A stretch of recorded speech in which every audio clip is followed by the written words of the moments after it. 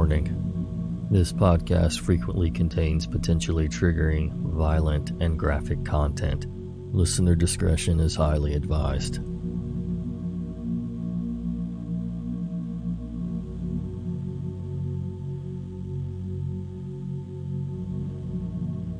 Hello again, Nightmare Society. Gather around for another episode of True Horror Stories. I've got some particularly creepy stories for you tonight as usual, and it's yet another beautiful, rainy, dark day outside. So enjoy the precipitation. A big welcome to our newest members of the online campfire, Sierra F and Brittany H.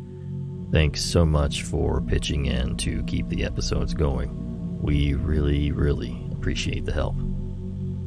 At patreon.com/Nightmare Society, you can join for as little as $1 a month. We have different levels of membership and different perks for each, so if you're interested, be sure to head over and check it out.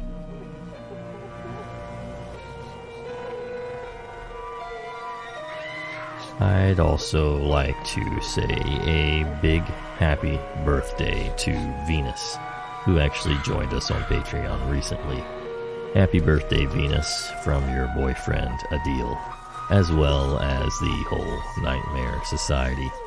Make sure to make it a good one. Also, a huge thanks to our contributors, user Christaboo14 and user Midnight Schnacks, who were nice enough to share their stories with us tonight. Now, get comfy and prepare yourself for another episode of The Nightmare Society.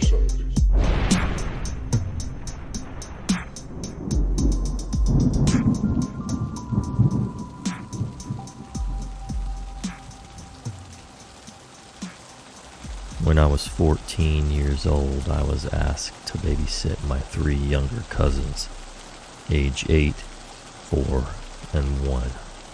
In an extremely rural and mountainous part of Pennsylvania. My aunt and uncle had a wedding to go to over an hour away and wouldn't be back until very late. Their house was situated on a steep mountainside. Their back deck had a 15-foot drop onto a rocky hill below, leading down to a river. Their closest neighbors were about a half-mile away. The closest main road was a mile away, and at night there were no lights to be seen anywhere around them. Basically, it was in the middle of nowhere, and you would have to know where you're going to get there. You don't just accidentally end up there. My aunt and uncle left us with some pizza and their cell phone number next to their landline. This was the early 2000s and I did not have a cell phone, but even if I did, I would not get reception there anyway. And then they headed out. The baby was already asleep. The 4-year-old was not feeling well and was quietly watching TV in the living room as he dozed off. And the 8-year-old was playing Guitar Hero with me up on the loft. The loft overlooked the living room to the left, where I could keep an eye on the 4-year-old, and there was a huge window that overlooked the driveway to the right. This description of the driveway is an important detail to the story. The road that led to their house ran straight into their forked driveway. It was a dead-end road. The house was as far as you could go. Go to the left driveway and there is a large carport, and that's where my aunt and uncle, and anyone who ever visited, parked. The right driveway led down a very short but very steep hill to a large leveled out area and ended against the garage door that opened to the basement of the house. It was never used as a garage, but served as my uncle's man cave, and it's where he spent most of his time. Right beside the garage door, there was a normal door with a window, so you could see right inside. But this driveway was exclusively used by the kids as a play area, because it was the only flat, yard-like area on the property. And being on a mountainside, there was not much room to safely play otherwise. No cars ever drove down there. Ever. There are too many toys and bikes in the way, and friends and family knew this. It was about 10 p.m., pitch black outside. No moon to illuminate the area either. My cousin and I were still playing Guitar Hero when headlights caught the corner of my eye. And not my aunt's minivan headlights. Huge truck headlights, with those roof lights you often see on Jeeps or other off-road trucks. Not only that, the truck was going down the right driveway, the kids' play area.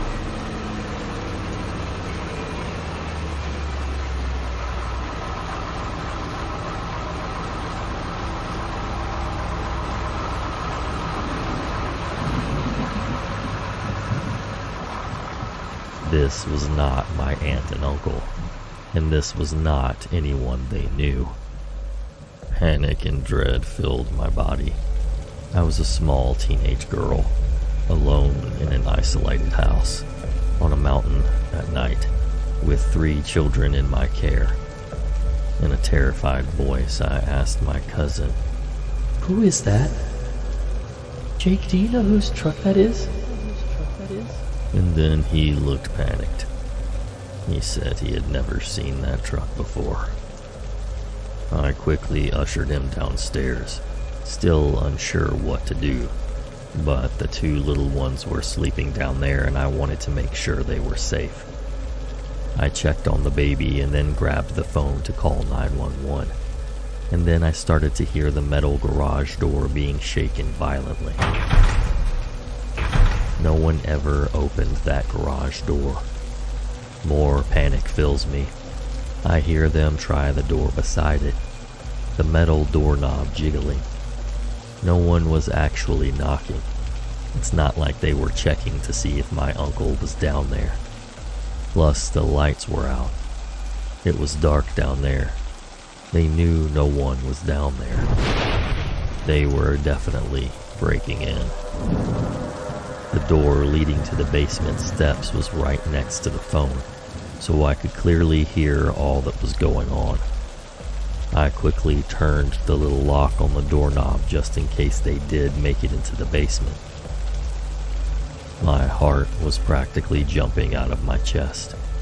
I'm talking to the 911 dispatcher as my 8-year-old cousin clings to my arm. 911, what's the emergency, please? The operator is calm and trying to calm me, but I knew it would be at least 30 minutes until a police officer could get up there, assuming they did not get totally lost on the mountainside in the pitch dark. I just kept thinking, we are screwed. We're dead. This is how I die. The operator asked for the number my aunt and uncle left me so she could have another dispatcher call them to let them know the situation. I turned around to grab the paper with the number on it, and to my absolute horror, I see a man peering in the large sliding glass door. A huge, burly, what had to be a 6'4" man with long, scraggly red hair and a big red bushy beard. And what made it worse, he was grinning at me. Grinning in a way that still scares me to this day. Meanwhile, I had to have looked like a terrified deer in the headlights. I was shaking so hard I could barely hold the phone. There was a second man behind him. I could not see as well. I have no idea what he looked like, but he was equally as tall, but a bit more lanky than the larger man at the door. I screamed, and before the 911 operator can say anything, my 8-year-old cousin goes, "Mr. Jim?" His voice was very confused. It wasn't like my cousin was happy or even relieved to see him. I asked him if he knew who that was, but before he could answer, I turned my attention to the man at the door, and I scream, that I'm on the phone with the police. I'm grateful he didn't try that door because I don't think it was locked. The man stared hard at me for a moment, eyebrows furrowed, like deciding what he wanted to do next. But then he just backed away into the darkness. What seemed like an eternity later, I saw the truck lights back out of the driveway and then back down the road until they disappeared. I was scared out of my mind, and so was my cousin. He had only met that guy a few times, an acquaintance of his dad. It wasn't like it was a close family friend. And obviously because again he went down the wrong driveway. Visitors never go down that way. The 911 operator asked for a description of the man, then told me they had gotten in touch with my aunt and uncle and they were on their way home. She stayed on the phone with me until a police officer showed up a bit later to make sure the men were gone, and they stayed with us until my aunt and uncle got home so they could ask them some questions. My uncle was furious, not at me for calling them home earlier, but at this Mr. Jim guy. He muttered something like, "I'm going to blank him up." My aunt was mad at my uncle and told him to tell Jim to never come back again. I didn't know it at the time, but my uncle had a drug problem. I don't know what Mr. Jim or his accomplice were doing, or what they would have done if I wasn't on the phone with the police. But that grin was not a friendly one. It was sinister. And again, he also had to have known my uncle was not there, because the basement was dark. He would have seen through the windowed basement door. He had also tried lifting the garage door, something not even my uncle did. He intended to break into the basement. That much is clear to me. There is no other explanation. I never did babysit for them again, and I don't think I ever even went back up there, because not long after my aunt divorced my uncle and moved out. So, Mr. Jim, the grinning, burly mountain man who tried to break into the house where I was babysitting, let's not meet again.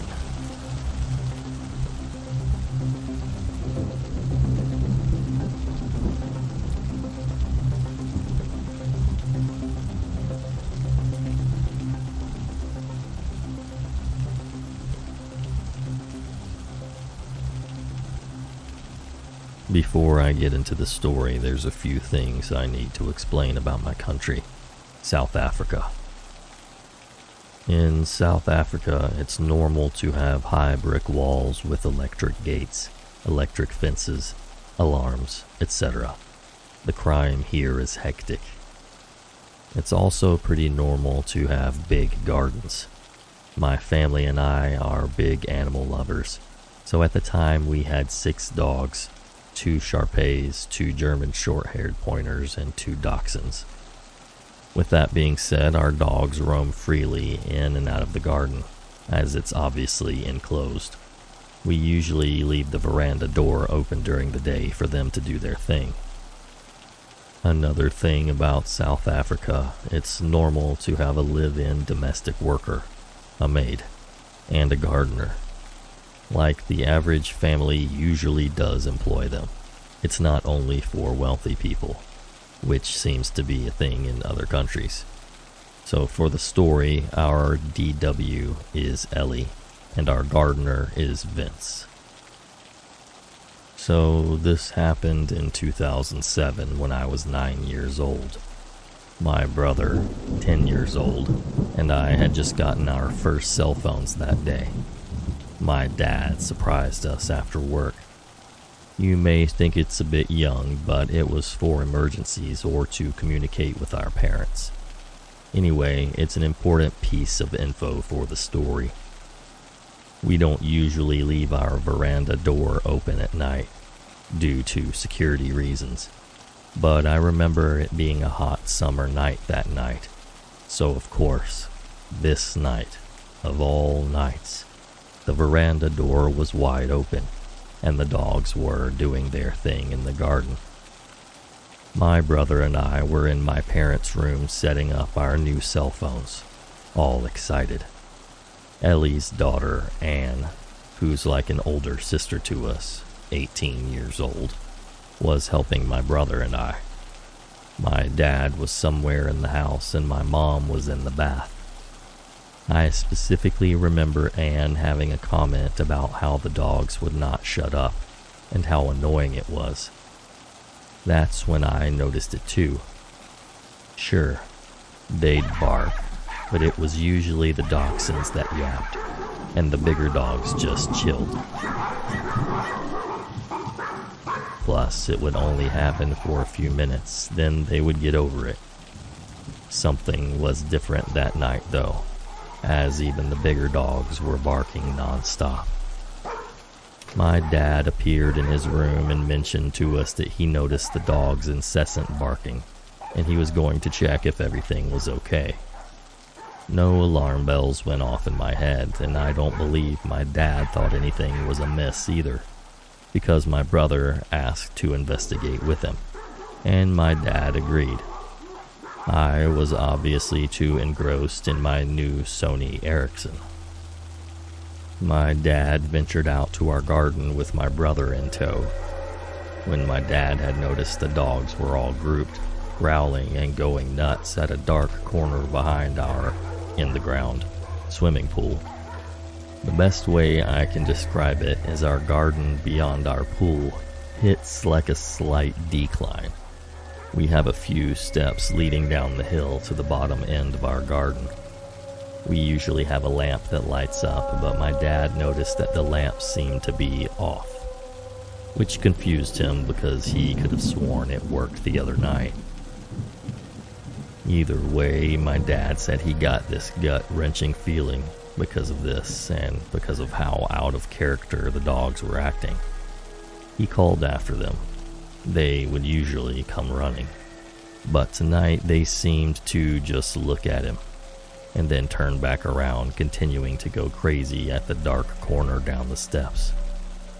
My dad told my brother to go back inside the house and get a torch, sort of using it as an excuse for my brother not to come with him because of this off feeling. When my brother went back inside, my dad slowly approached the steps.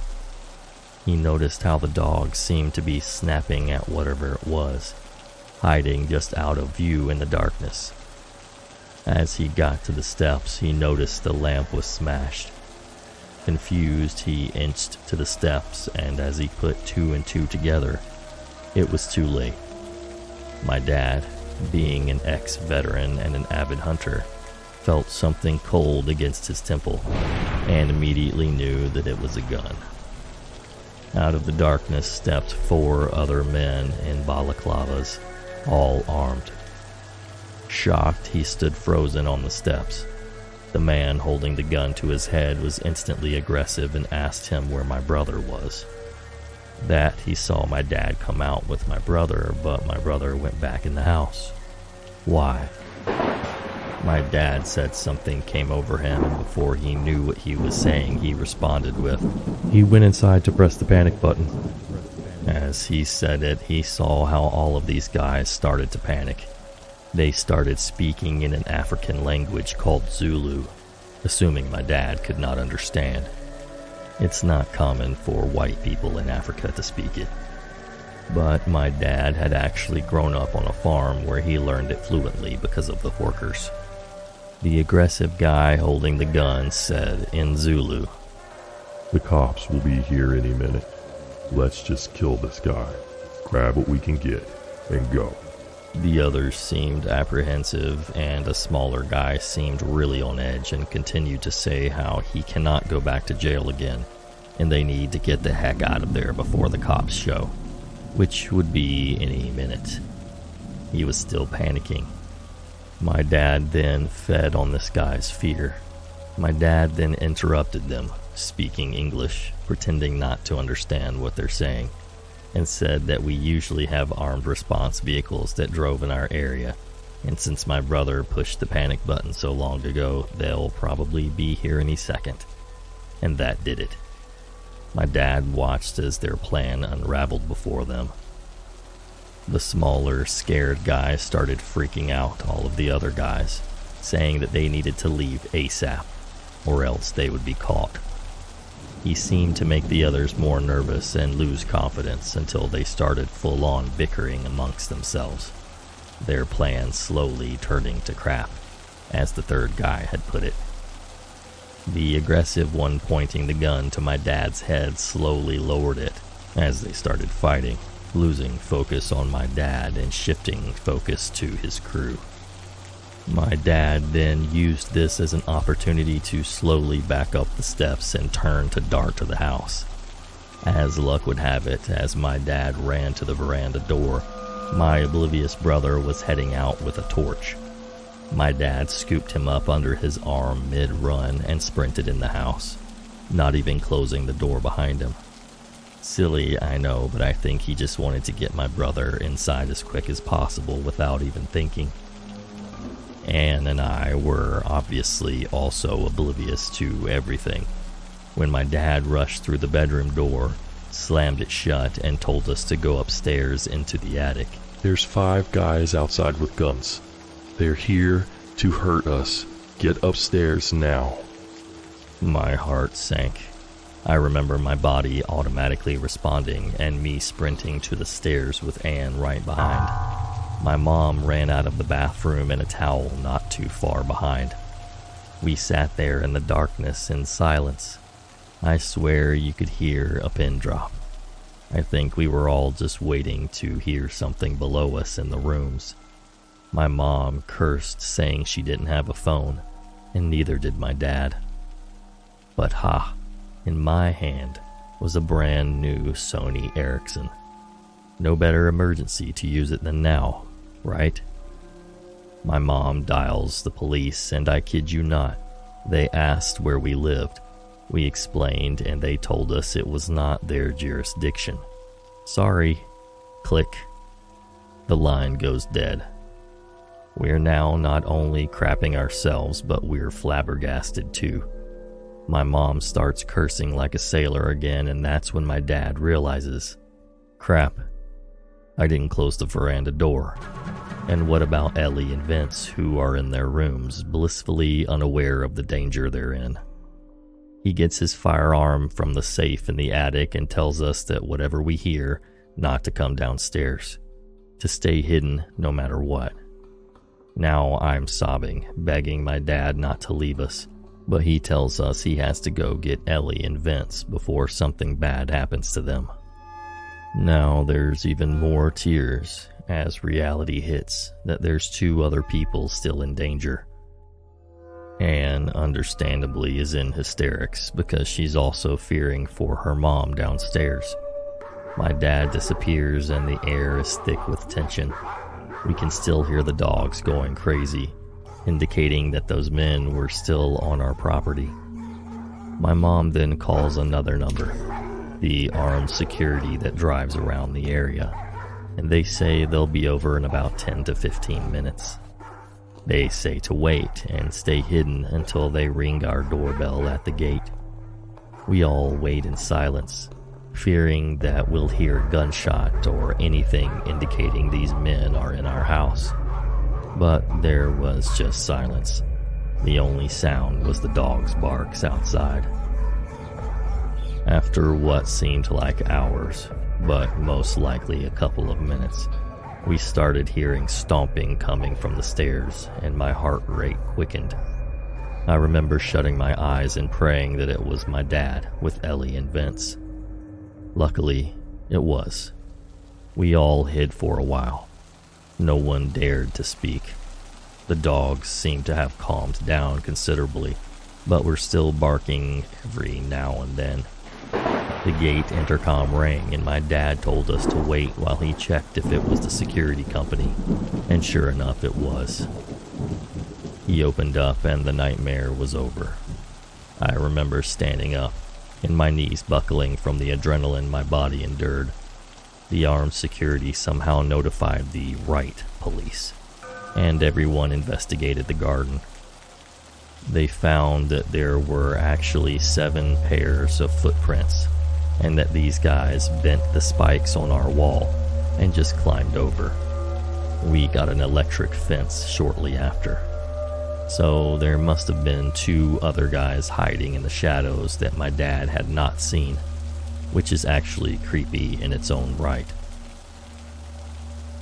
South Africa's violent crime is quite bad, and it's sickeningly common for torture and rape to happen during home invasions. I was obviously so young at the time I didn't know the horrors of the world, and was just scared of my family getting hurt. Now that I'm older, just the thought of 4 women being in the house, and my mom being in nothing but a towel, gives me the chills to this day. The cops said that the fact that there were so many guys, instead of like 1 to 3, indicates that these guys possibly had sinister intentions. Thank goodness nothing happened to my family, and I'm forever thankful for my dad's quick thinking regarding the panic button. Also, I'm so glad that my dad understands Zulu and could manipulate the situation to benefit us. Lastly, my family will forever be in debt to our good boys and girls that warned us that night. A terrifying and life-changing outcome would have 100% happened that night had it not been for our incredible doggos. From that day onward, my dad always gave them leftover rice or meat with dinner. R.I.P. Impy, Shudo, Dash, Fudge, Winkles, and Pikachu. I'm sure there was a special place in heaven reserved for you angels.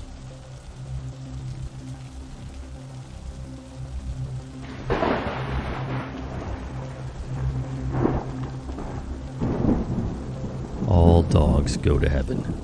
That I'm sure of. Thanks so much to our contributors for sharing their stories with us tonight.